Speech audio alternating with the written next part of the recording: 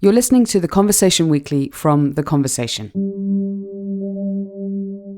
In February, a grim discovery in Jalisco laid bare the human cost of Mexico's violence epidemic. Just a few meters beyond the entrance of this now cordoned-off ranch in the Mexican state of Jalisco, the horrors of one of the country's most notorious drug cartels are being unearthed. A mass grave filled with hundreds of shoes, clothing, charred human remains, and 3 underground ovens was found on a ranch outside the city of Guadalajara. Authorities suspect it was used to dispose of victims of executions by a drug cartel, the New Generation Jalisco Cartel, the CJNG. Over 2/3 of guns recovered at Mexican crime scenes originate in the US. And for decades, Mexico has struggled with staggering levels of gun violence, fueled in large part by weapons trafficked across its northern border with the US. An investigation published this week by The Conversation has arrived at a new estimate of the scale of this illicit gun trade between the US and Mexico. Investigative journalist Sean Campbell and Topher McDougal, a professor of economic development at the University of San Diego, spent a year combing through multiple databases and court documents and conducting interviews to understand how the flow of guns works. Their investigation reveals where in the US the guns are coming from, what impact these American guns are having in Mexico, and how difficult it is for US law enforcement agencies to prosecute those trafficking guns across the border. I'm Gemma Ware, and you're listening to The Conversation Weekly, the world explained by experts.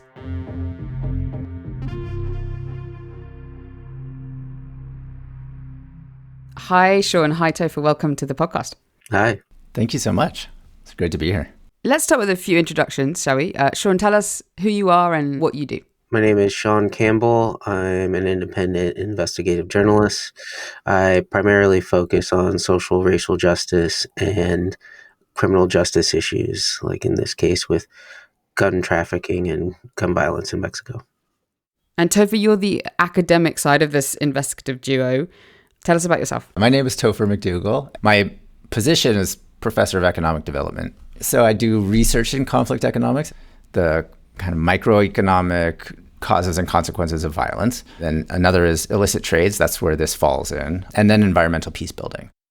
This investigation that you've just published, it's really very thorough and very all-encompassing. But I want to start with a fact that kind of jumped out at me when I read it, which is that there are only 2 gun shops in Mexico, and they're both on military bases. That's just so striking to me, particularly when you hear about how many gun homicides there are in Mexico. It really points to guns coming in illegally from outside the country, doesn't it? Yeah, and it's also kind of the control that the Mexican government has over its arms trade that here in the US, we don't have that kind of control, for better and for worse. But I think the main point here in what our investigation really brings to light in the research that we've done here is that just having 2 gun stores and even government strict control is meaningless when you have another country that has extremely lax standards and lacks control over weapons coming into the country. In this country, we have a homicide rate of, I think it's 5.5 people per 100,000 people per year. And it's 4 or 5 times that in Mexico. It's 25 people per 100,000 per year. And 9 of the 10 top most violent cities in the world are in Mexico, including Tijuana, which is just like 15 minutes south of me here. That's like number 5 on the list, with this just crazy homicide rate of like 105 per 100,000. Yeah, it's pretty striking too when you actually map out some of Mexico's most dangerous cities. A good chunk of them are right along the U.S. border. Like Topher mentioned, Tijuana, we're talking Reynosa. There's all sorts of places directly across the U.S. border.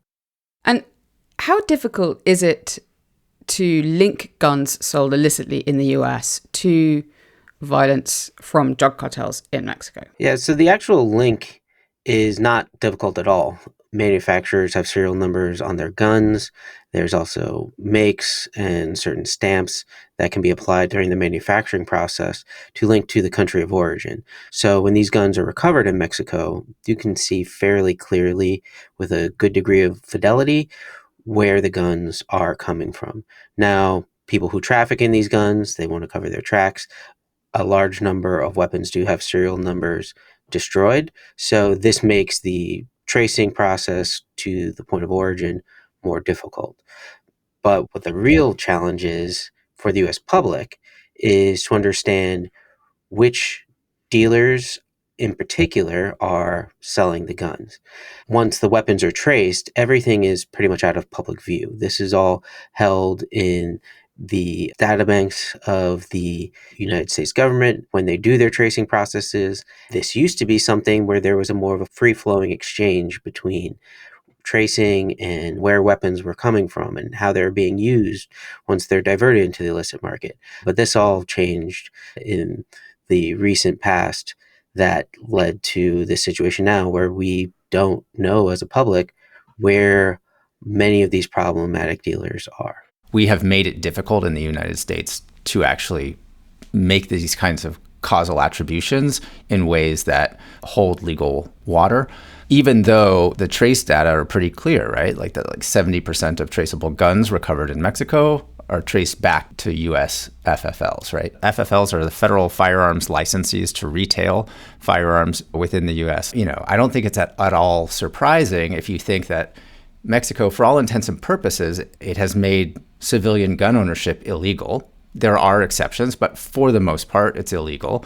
And in the United States, you have by far the largest civilian market for guns in the world. We sell like 15 to 20 million guns per year. We have over 400 million guns in civilian hands. It's 1.3, 1.4 guns per person. The bulk of those are owned by super owners who own on average 17 guns per person. 17? Yeah. Like we have a lot of guns in this country. And it would be silly to think that there wouldn't be some sort of spillover. There is a federal agency, the Bureau of Alcohol, Tobacco, Firearms and Explosives, the ATF, and this is meant to regulate the flow of guns being trafficked from the US into Mexico as part of what it does generally to regulate gun sales in the US. What is holding it back from doing that more effectively? It's our own federal government to a large extent. There have been laws that have been passed that explicitly handicap the ATF. One of the largest is this tracing process. The ATF itself can't have a searchable database of these records. So they rely in large part on paper and scanned sales receipts to trace back to the point of ownership. A large part of it is when they find these receipts, they have to make calls. They have to determine where and when something was purchased. Sometimes those records don't exist because not every place is allowed to or mandated to retain records for a certain period of time. So all of this together were things that the ATF used to have, and now they don't have that. They've been barred from it. In large part, this has been a political kind of chip that's been played where gun owners are very passionate. They show up at voting and politicians have taken notice of this. So this is where we are at this current state. At the heart of this investigation is an estimate of how many guns flow from the US into Mexico each year. There have been some previous estimates of this, including one that Topher and some colleagues published in 2015. But Sean and Topher wanted to update this with new information. They started with a massive trove of hacked Mexican government emails, which were obtained by the Mexican hacktivist group Guacamaya. These emails contained 24,000 records of guns recovered in Mexico. 15,000 of these were sold in the US and trafficked to Mexico, and just under 7,000 were traced back to specific US dealers. Sean then dug through over 100 US court cases, pulling details on 4,200 firearms trafficked into Mexico too. That dataset included serial numbers, the names of buyers, and in some cases, how fast a gun moved from US dealers to Mexican crime scenes. Then, together they cross-checked all of this data with seizure records from the Mexican military and ATF dealer violations to piece together the pipeline that fuels cartel violence. They arrived at an estimate. Then we put that number in conversation with every other credible estimate of the illegal trade that we knew of had made over time. And we combined all of those into this kind of aggregate of high, medium, and low estimates over time. So there we found this like low estimate of 75,000, and our mid-range is about 135,000. And that's what we were going with by the end.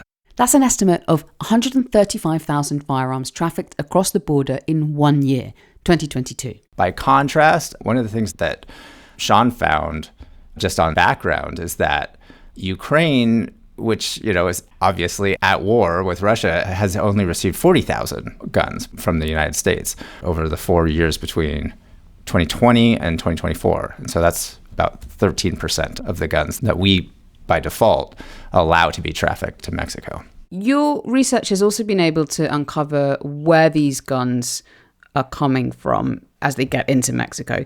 What did you find out about the location of the most popular places for guns to be trafficked from? The answer is that all of the top 10 are not just in border states, but they're often physically like on or really near the US-Mexico border. So the top 10 are like Yuma, Arizona, Pharr, Texas, Brownsville, Texas, Tucson, Arizona, Laredo, Texas, Las Cruces, New Mexico, right? These are literally on the border. And then of the top 50 worst trafficking contributing cities, all but 2 are in border states. And those 2 are in Florida. And so you found that the majority of these guns are coming from these border states, cities even really on the border. What type of places are the illicit weapons coming from? What kind of gun stores? So from our analysis, we were finding that the majority of weapons were coming from what we labeled independent gun dealers. So these were mom and pop stores, one-off stores, or maybe they had 2 or 3 stores. They weren't big box franchise stores, like think a Walmart. There's a couple of reasons for this. For one, the majority of gun stores in America are these one-off mom and pop stores or people that just get federal firearms licenses. The other part is that these smaller independent stores are more likely to carry higher caliber, more destructive weapons. Of particular interest to cartels are 50 caliber rifles. So these are rifles with ammunition rounds that are about the size of a fist in width, and they are highly destructive and can punch through armor plating, can punch through concrete, can shoot out engine blocks. And if we're talking about high caliber AK-47 style rifles, these are the kinds of weapons that a big box retailer is not going to want to carry for the reasons of their high destructive capacity, but also there's a public backlash against carrying weapons. The most popular that we found in our data is the Barrett 50 caliber. And if you were to shoot a deer with a Barrett 50 caliber, you'd blow it in half. So it's hard for a Walmart or a Dick's Sporting Goods to carry a weapon of such high destructive capacity as a matter of we're keeping this for hunting. Independent dealers are not held to this kind of standard. And I do also want to say that some dealers do decide not to carry these weapons because they want to deal in just hunting. But the vast majority are looking to make a profit. And some also believe that it's any given person's right to carry and own weapons of a high caliber. And it's in our Constitution. So, Sean and Topher, we've been talking about the number of guns coming across the border and where they're coming from, the types of shops in which states. But what about the impact that this is all having on Mexico? How much is gang violence in Mexico linked to and actually fueled by the trade in illicit guns from the US? Yeah, we tried really explicitly to go about answering this question. We created this model that would predict Mexican homicide rates year by year based on our aggregate estimates of US-Mexico trafficking. And here, I think the case is really convincing. We find that for every 1% rise in US Mexico arms trafficking from year to year, there's a subsequent rise of 0.5% in the homicide rates in Mexico. Basically, gun availability is like the overwhelming determinant of violence in Mexico. What's fueling into this homicide rate is cartel violence. And it empowers cartels to be, in many cases, on par with the Mexican military themselves. The new generation cartel of Jalisco used rocket-propelled grenades last Friday to bring down this army helicopter, killing 6 soldiers. In one instance, the cartel leader was about to be apprehended by Mexican military forces, and one of the helicopters they sent en route to apprehend this man was shot down with an American .50 caliber rifle. So when the cartels are empowered, in the majority of cases, American weaponry, they become a force in and of themselves. You can think of them even as an insurgent force within the Mexican government themselves. In some places, they control the roads, they control swaths of land, and the military in Mexico has authority, but they also are negotiating and working around these forces. In large part, these cartels enact terrible violence on the people in these areas, especially in remote regions where the population's relatively sparse. Cartels can go into areas and just wipe out whole villages of people. And this is a tactic to create fear and instability in those regions. The more that people in Mexico are afraid of cartels, the less likely they are to work with Mexican military, to work with local police. This is terrorism in its purest form, and the cartels know this. Federal agents have been after El Mencho here in Los Angeles and in Chicago for years, as his new generation cartel, known as CJNG, has been making violent inroads to the illicit drug trafficking This markets. CJNG has been one of the more recent risers in this trade, and they're especially brutal. They would send videos of dismemberments of people that spoke out against cartels or in some way had betrayed the cartels. And there's no reason behind this other than to instill fear in the population. And they wouldn't have this power if they didn't have the weapons to back up their actions. Another thing to keep in mind here when we talk about the power of these Mexican cartels, these are drug cartels. And the drugs that have been fueling the American opioid epidemic have in large part been coming from Mexico. They've been destroying communities in Washington and in Appalachia, and they're enabled to do this in large part because of the firepower that they have from American guns.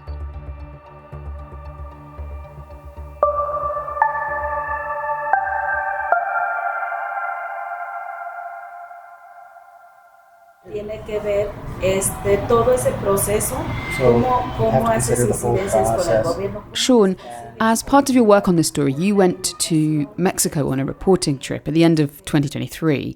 And while you were there, you met a family whose lives had been devastated by gun violence. One of the women you spoke to is called Alicia Zamora Guevara. What happened to her and her family? Yeah, so when I was there, her husband, her children, and their relatives had been displaced from their community as a direct result of cartel violence. When I spoke with them, they had no place to go. Their homes had been burnt out. They had their homes shot. Somebody with their same last name had supposedly betrayed La Familia Michoacan, which is a cartel that's powerful in the area, connections with the CJNG cartel. And in order to teach the residents a lesson, they found anyone with that same last name and they attacked them.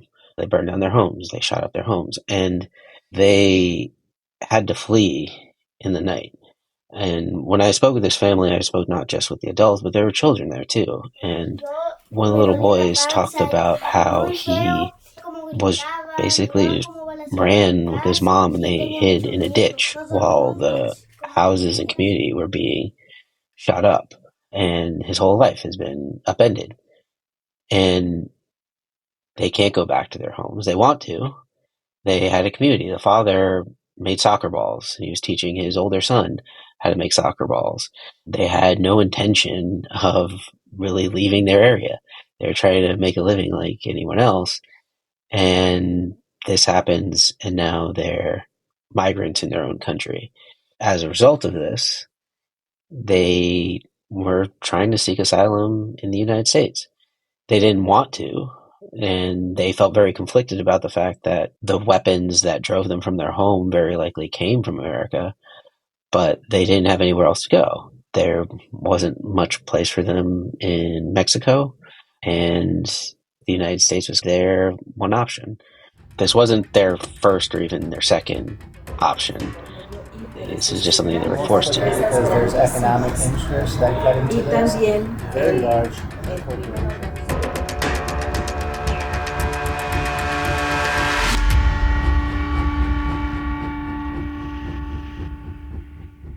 Just to corroborate what Sean was just saying, I think about 10 years ago, or maybe just after the surge of unaccompanied minors at the US-Mexico border, there was this researcher here and up the road here at UCSD named Tom Wong, and he did a study that used homicide rates from the UNODC, the UN Office of Drugs and Crime, as this indicator of violence in countries of origin. And he compared those homicide rates to the annual percentage change in unaccompanied children arriving at the U.S. border by nationality. And he established this sort of temporal relationship whereby increases in violence preceded spikes in migration. And there in that study, Tom found no evidence whatsoever that random border policies that might have been put into effect or taken out of effect, that those really affected those trends. It was really just a story about violence.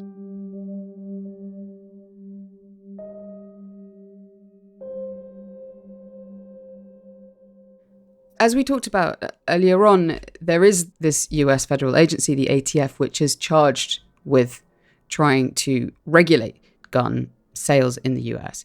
But how do gun laws in America contribute to how easy it is to traffic guns to Mexico? So the laws themselves are very liberal in America. There's a lot of leeway that's given to firearm sales, firearm owners in America. It's written into our Constitution that anyone can have a weapon.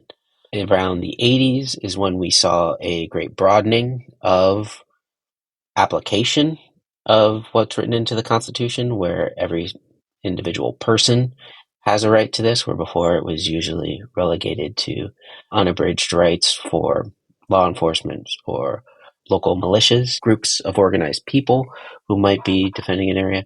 But when we have a personal liberty argument of gun ownership, it becomes very difficult to stop a flow of trafficking. When you talk about purchasing weapons, as an example, there's no restrictions on how many weapons a person can buy. In some areas, there might be caps for some things that might need to be reported. But for the most part, weapons purchases are completely open to as many weapons as somebody wants to sell you, you can buy. And in some cases, you can't get in the way of selling someone a lot of weapons. You'd be essentially discriminating. So if I were to walk into a gun store and I wanted to purchase 20 assault rifles, that gun store owner in some ways is legally bound to sell me those 20 assault rifles. And when this happens on the scale of the amount of federally licensed firearms dealers that we have in this country, close to 80,000, that adds up. And it's very difficult to say where those weapons are at any given point in time. If we think about on this call right now, a lot of us have books on our shelves. I bought books indiscriminately. Could in some ways be just as easy for me to buy a gun. I might have to sign a paper on a form to prove that I bought the gun. But at the end of the day, I could have just as many guns on my shelf as I do books. And just like books, I can take guns to another location and sell them or give them away. That's my property, and I have that right to do that. And when you have that confluence of factors, it can be very easy to divert weapons to an illicit market in Mexico and in the United States.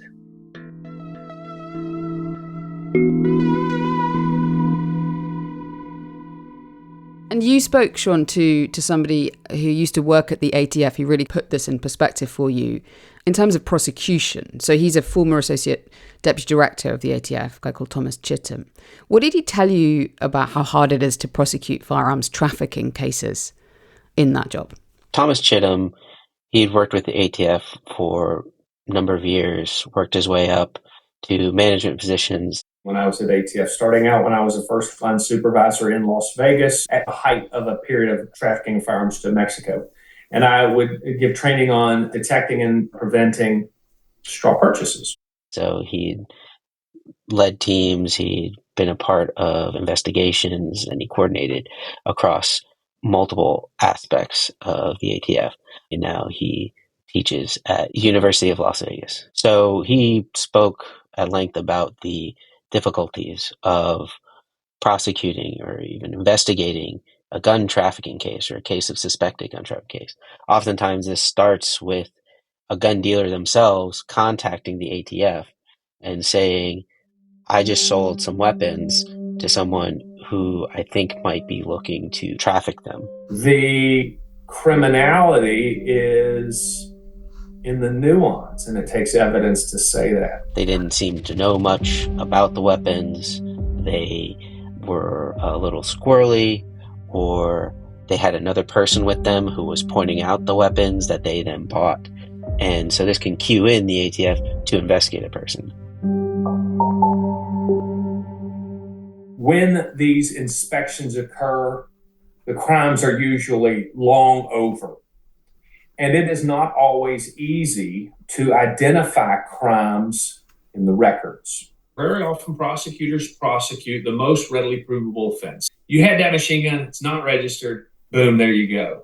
Typically, even in these court cases that we put into our analysis, the most common citation in these instances is lying on the federal form. What they're lying about is, are you the actual buyer? And then they take it out and they give it to this other person. And so then you've got to get, well, and then I saw him hand it to this person in the parking lot. That's how I know he wasn't the actual buyer. Yeah. And I know the source of the money used to purchase it was the actual buyer who waited in the car. Are you buying these weapons for yourself? Are you the final destination of the guns? And in order to prove that someone's lying, you have to show like proven divergence of the weapons. And that's a lot of person power to do for something like this, because you have to track that person. Then you have to go and see them purchase the guns. Those same guns that you saw purchased by that person, you have to then find them giving them to a person who you know is going to traffic them and divert them to the illicit market. So that's a lot of just tracking for something that you might intercept 20 weapons. And traffickers can sometimes pick up on this. They, for whatever reason, might know that they're being followed. And if they go to a home, or maybe even if they don't know they're followed, they might just go to their home as a way of cooling off a little bit. ATF, DEA, federal agents, they can't stake out a home for weeks on end. So that's another complication that happens here. It's incredibly resource intensive and difficult to prove in court. And so it's all that other context that you have to use to prove this thing that on paper appears legal was a crime. That's why firearms trafficking cases are hard to make. The far more valuable source of intelligence of firearms trafficking violations is a collaborative retail firearms industry. By maintaining a simultaneous collaborative relationship where people, FFLs, are willing to call and say, I believe this person here is engaging in criminal activity. ATF real time gets that intelligence.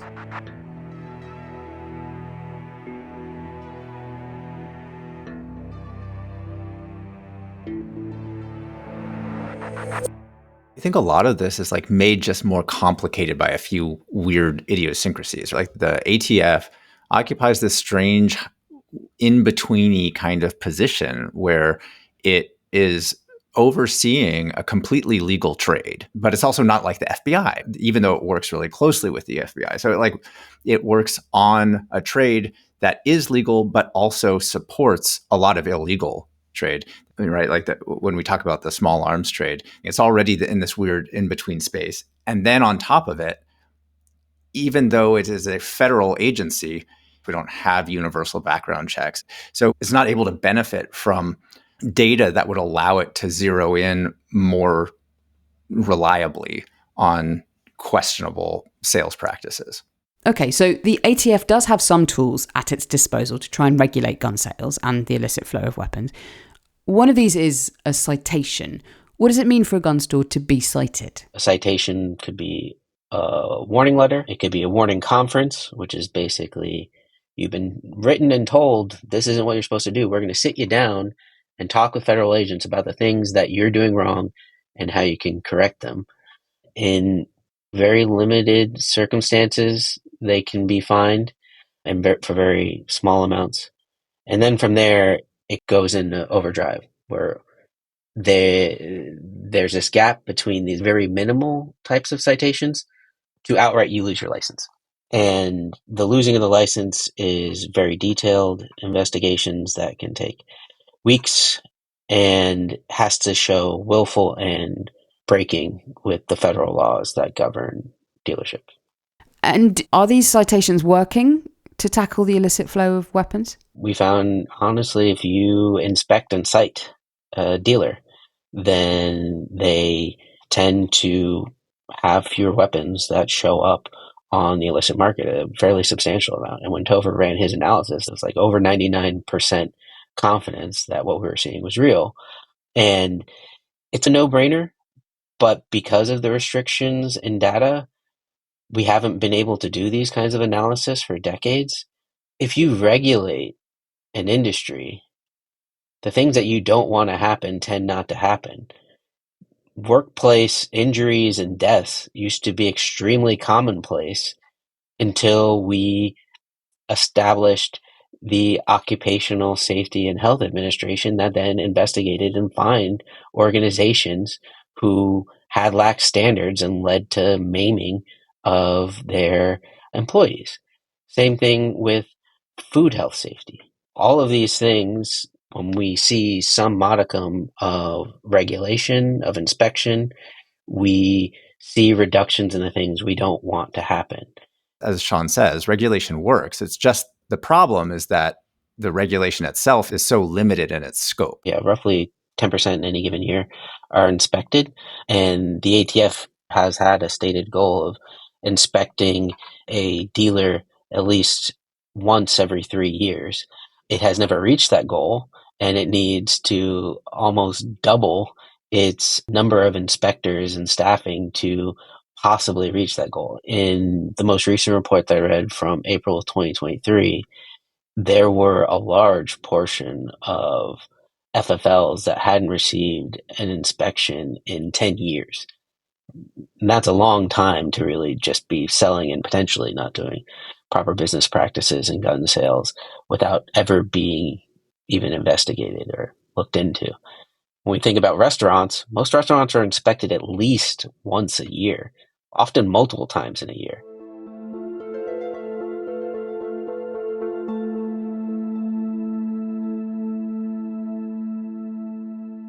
So, Sean, we're speaking at this moment when the federal government in the US is going through a massive set of changes. What's happened at the ATF since Donald Trump's return to the presidency? Yeah, so since Donald Trump has returned to the presidency, we've seen a fairly large number of significant changes within the organization.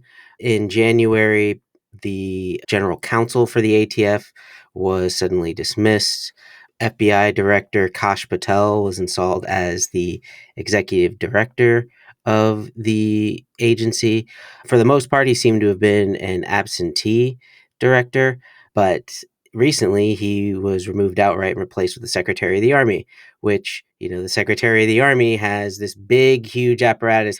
So it really leads a question as to who is leading the ATF, especially when shortly after that, or within that same week, the deputy director who had been leading the agency underneath was also dismissed. We also saw that under Biden, he had instituted a zero tolerance policy on federally licensed firearm dealers, where basically if federally licensed firearms dealers were found to be kind of flagrant violators of the law, then they would have their licenses revoked and they couldn't sell weapons. And this is something that could take months to years and previously wasn't done to a very large extent. And Biden really ramped that up, still relatively small compared to the number of overall federally licensed firearm dealers that are out there, but significant increases. This policy was softened a bit in the summer, but then Trump outright repealed it. So we're seeing a lot of top-down changes to the ATF. And at the same time, there was a memo that was circulated by the United States Department of Justice that suggested that the ATF might not be necessary and that it could be folded into other existing branches of federal law enforcement, such as the Drug Enforcement Agency. So would you say these policy changes that have happened, are they significant? Are they actually really yet changing the way the ATF works or not? Oh, yeah, I think they absolutely are significant. The zero tolerance policy, for all of its flaws and even for the small section of FFLs that it was applied to, it still sent a message that the administration was taking this seriously. Now, under the current administration, it's sending the opposite message, that we are actually not going to be taking this nearly as seriously as Biden did, which also makes sense when you consider conservative politics in the United States. The, I think, far more concerning thing is that we're seeing the heads of the ATF being just dismissed outright. And there's a real question of who's leading the organization, and through experts and advocates, a general fear that the ATF might be outright abolished.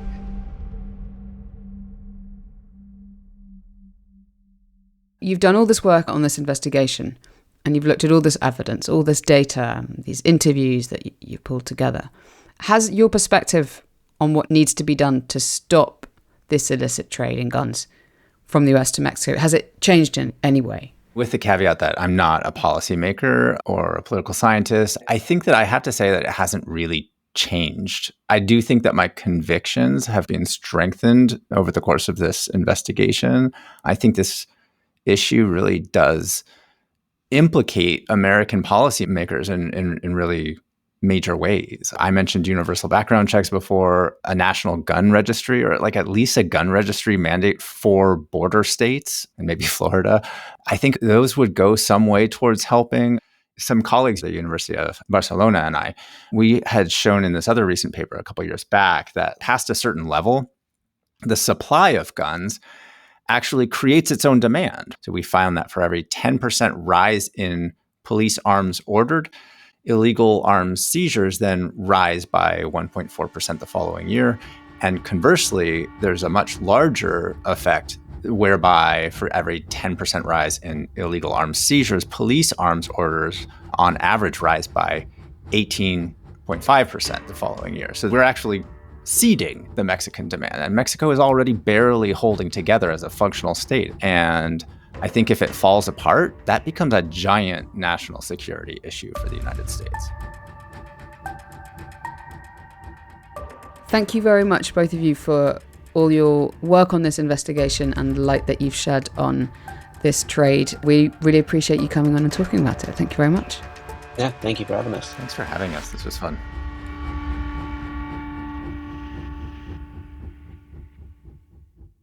The conversation asked the ATF for a comment in response to the findings in this investigation.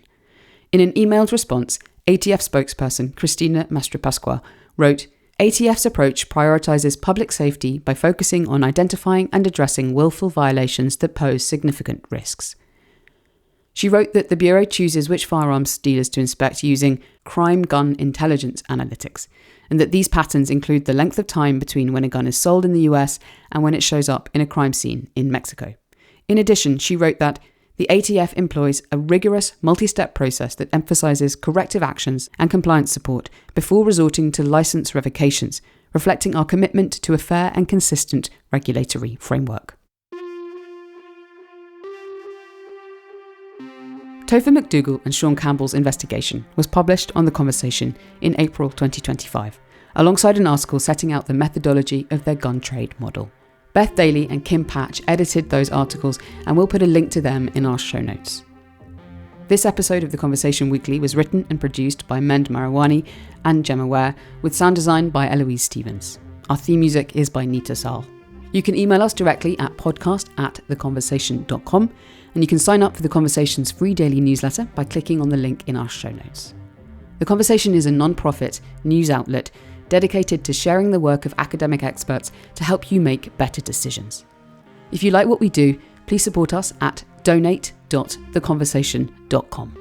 And please do rate and review the podcast wherever you follow us. It really helps us reach a wider audience. Thanks very much for listening.